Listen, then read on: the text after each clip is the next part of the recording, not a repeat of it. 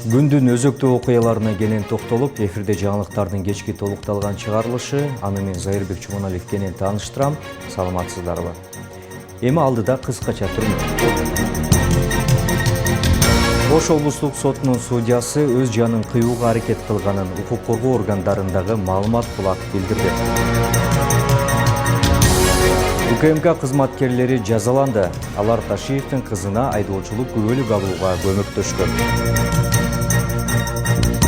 Элчи Аида Исмаилованын ишмердигин текшерүү үчүн депутаттык комиссия түзүү сунушталды. Президент Садыр Жапаров карылардын эл аралык күнү менен кыргызстандыктарды куттуктап, пенсиянын суммасы көбөйгөнүн маалымдады.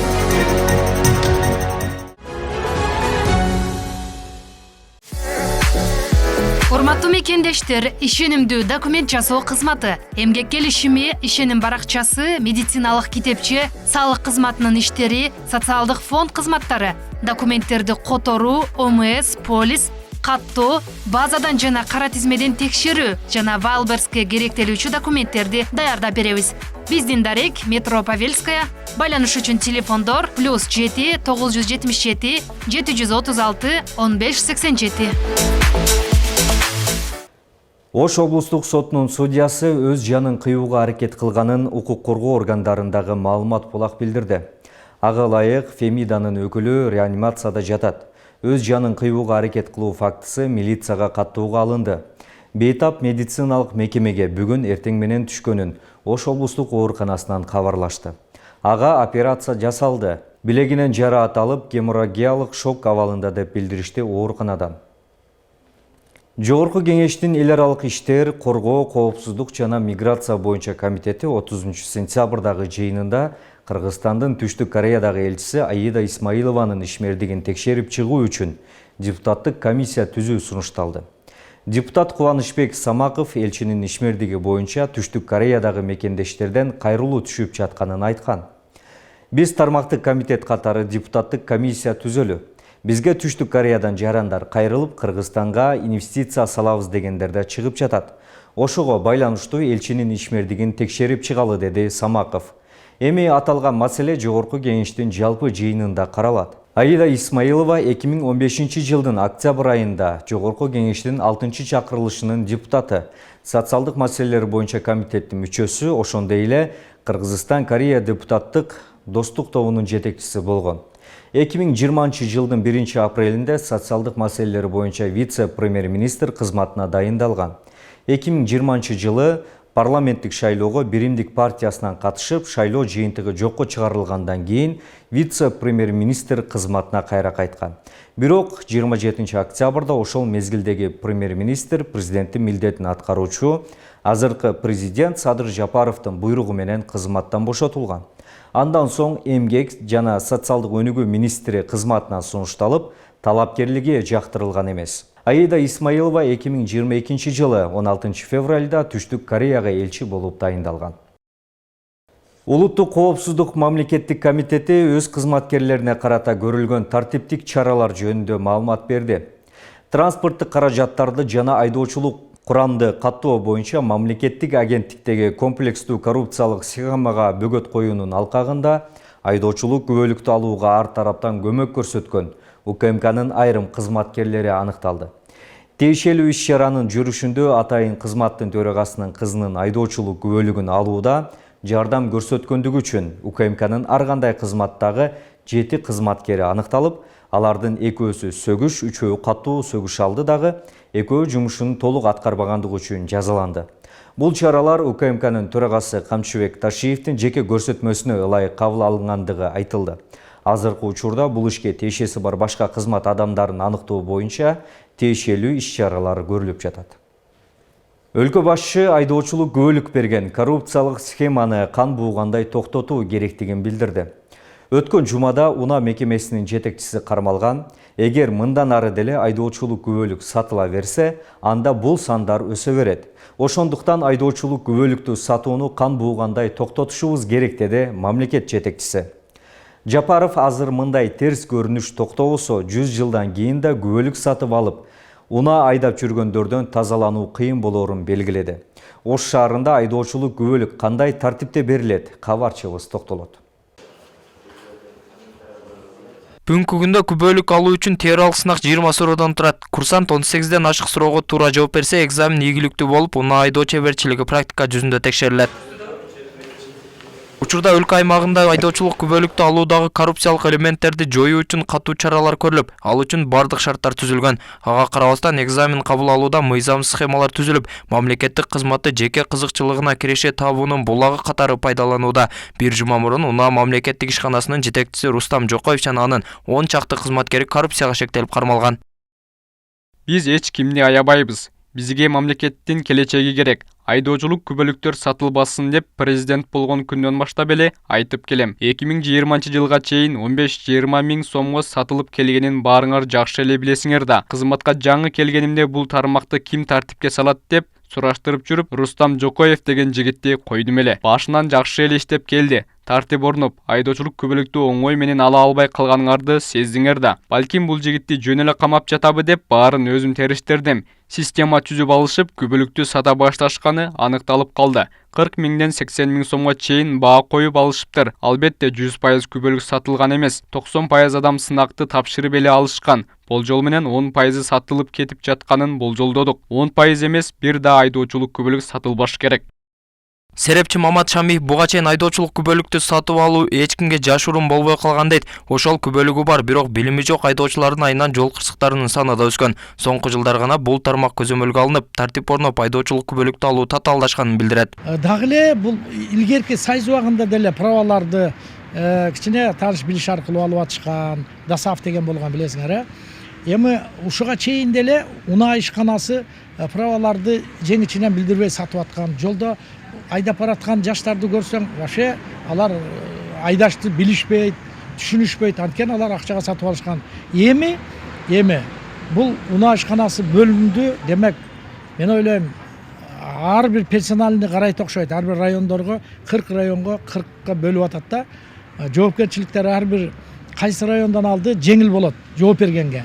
Мисалы, Ноокат районундагы боло турган права алган адам эме кылса, аны ошол Ноокат территориясында, ошол Ноокат ичинде унаа ишканасы жооп берет. Өлкө башчысы Садыр Жапаров айдоочулук күбөлүктү сатууну кан буугандай токтотуу керектигин айтты. Болбосо күбөлүк сатып алып, жол кырсыктарын шарттап жатканын билдирген. Өлкө боюнча дээрлик 7 миңдей жол кырсыгы катталып, 783 адам каза болгонун, согушта да мындай болбойт деп мисал келтирген. Авариялардан жылына Кыргызстанда жүздөгөн адамдар каза болууда. Мисалы, былтыркы жылы өлкө боюнча дээрлик 7 миңдей жол кырсыгы катталып, 783 адам каза болду. Согушта да мындай болбойт. 10 миңден ашык адам жабыркаган. Бир нече миңи майып болуп калды. Аларды өкмөт жөлөк пул берип багып жатат. Эгер мындан ары деле айдоочулук күбөлүктү сата берсе, анда бул сандар өсө берет. Ошондуктан айдоочулук күбөлүктү сатууну кан буугандай токтотушубуз керек. Ошто да буга чейин айдоочулук күбөлүк берүүдө коррупциялык схемалар аныкталган. Ал эми учурда кандай тартип болуп жатканын сураганыбызда маалымат бере алышкан жок. Анткени учурдагы башкы жетекчиси жок экенин негиз кылышууда. Коомчулукта да айдоочулук күбөлүктү сатып алууну жактырбайт, эрежени билүү керек дешет. Деген менен көпчүлүгү сатып алууга кызыктар. Негизинен айдоочулар өзү үйрөнүп окуп алган оңураак. Себеби өзүң көрүп атасың, акыркы мезгилде эмелер көп болуп атат, ДТПлар. Негизи менин оюмда жаш баладан болуп атат. Атасынын пулуна ишенип, апасынын пулуна ишенип, эмелерди күбөлүктөрдү кандай алып атат билбейм. Акча менен деле болбойт да. Окуса жакшы. Неге дегенде кичине окуп, негизи окуганда үйрөнбөйт адамчы. Мындай практикада үйрөнөт го. Баары бир эме да. Кичине адам кыйналып алса, анан эме болот да. Эми окуган дегенде баары бир окугандын иши бөлөк, сатып алган иши бөлөк да. Окуп алган эрежелерди так билет, жол кырсыгын алдын алат. Айдоочулук көлүк алуу үчүн күнүнө 1500гө жакын адам теориялык сынак тапшырат. Анын ичинен орто эсеп менен 300-500 гана экзаменди ийгиликтүү тапшырат. Аталган ишканага бүгүн Улан Карыпбеков жаңы жетекчи болуп дайындалды. Толбай Бурканбеков, Адилбек Абдакимов, Ош ТВ. УКМК төрагасы Камчыбек Ташиевдин пландан тышкары текшерүүсүнөн кийин Достук бекетиндеги өткөрмө жөндөмдүүлүгү жакшырды. Бул тууралуу атайын кызмат кабарлады. Эске салсак, 25 сентябрда Ташиев Оштогу Достук бекетине күтүүсүз текшерип барган. Ал эки тарапка өтүп жаткан жарандардын узун кезекте турганын көрүп, мындай абалга жол берип жаткан кызматкерлерди ыкчам иштөөгө чакырып, жарандардан жана айдоочулардан пара алууга жол берилбеши керек деген катуу эскерткен. Пландан тышкары текшерүүдөн кийин адамдардын агымын үзгүлтүксүз тейлөөнү камсыз кылуу максатында айрым жерлерде оңдоо иштери жүргүзүлдү. Кошумча паспорттук көзөмөл терезелери ачылып, калкты тейлөө үчүн кызматкерлердин саны 9 адамга көбөйтүлүп, алардын кызмат өтөө графиги кайрадан каралды деп айтылат маалыматта. Учурда УКМК тарабынан Достук көзөмөл өткөрүү пунктунун ишине көзөмөлдү күчөтүү боюнча кошумча чаралар каралууда. Достук көзөмөл өткөрүү пунктунун башчысынын орун басары капитан Есенов. Азыркы учурда Достук көзөмөл өткөрүү пунктунда мамлекеттик чек араны өтүү жарандарда кезек жок. Ар бир документ текшерүү кезметтери ар бир кабинада толук отурушат, толук косметический ремонттору болду, баары жогу стандарт боюнча даяр. Азыркы учурда документ текшерүү кезметтери толук отурат ордунда бар. Кезек жок.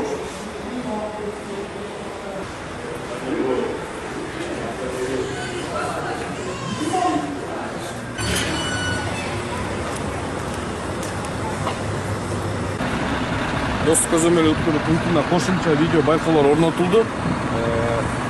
Бул багытта 4 камера, бул багытта 2 камера коюлду. Азыркы учурда бар жок камералар турук табылды, иштеп жатат.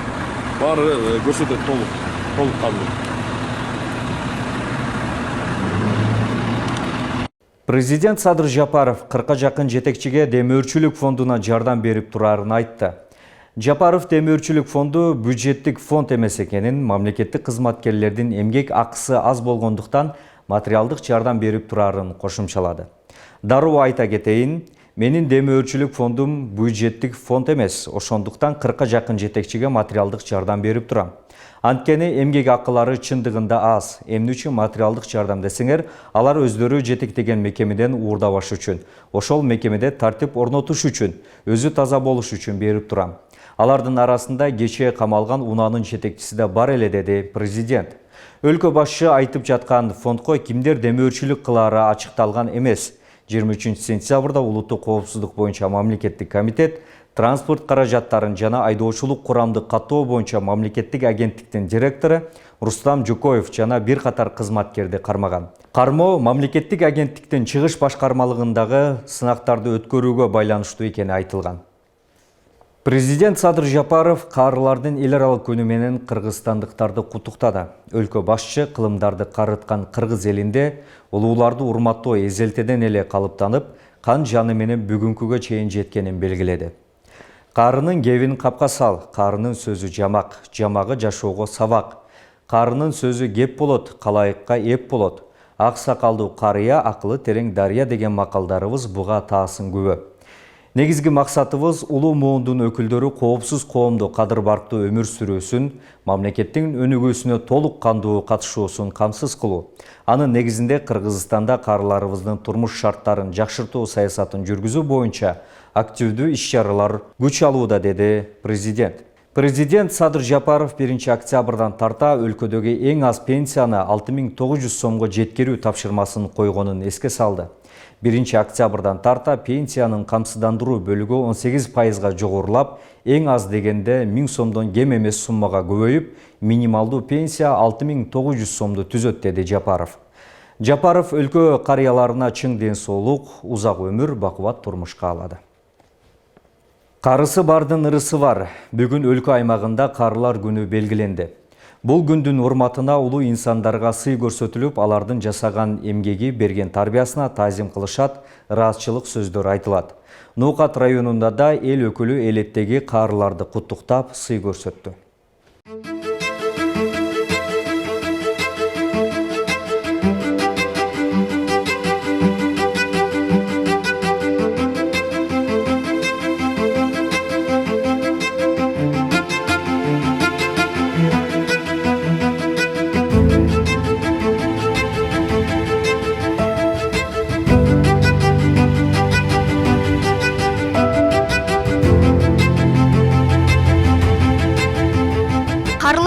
урматынан Оокат районундагы улгайган инсандарга атайын сый тамак уюшулду.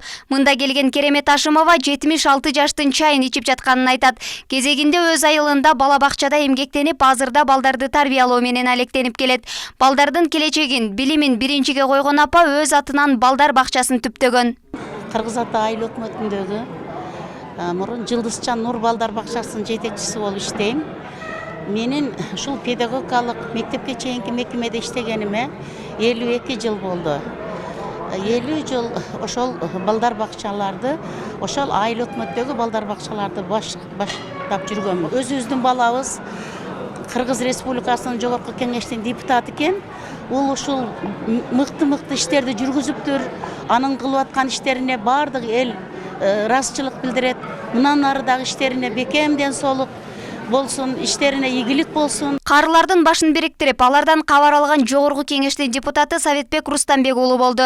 Мында 600гө жакын аксакалдар, чоң ата, чоң энелер чакырылган. Аларга ак дасторкондо атайын чай уюштурулуп, сый тамактар берилди. Эл өкүлү карыларды унутта калтырбай, алардын кеп кеңешин, акыл насаатын угуу милдет деп билет. Элдин көйгөйүн тереңден билгени үчүн көйгөйлүү маселелерди чечүүдө алардын салымы чоң экенин кошумчалады.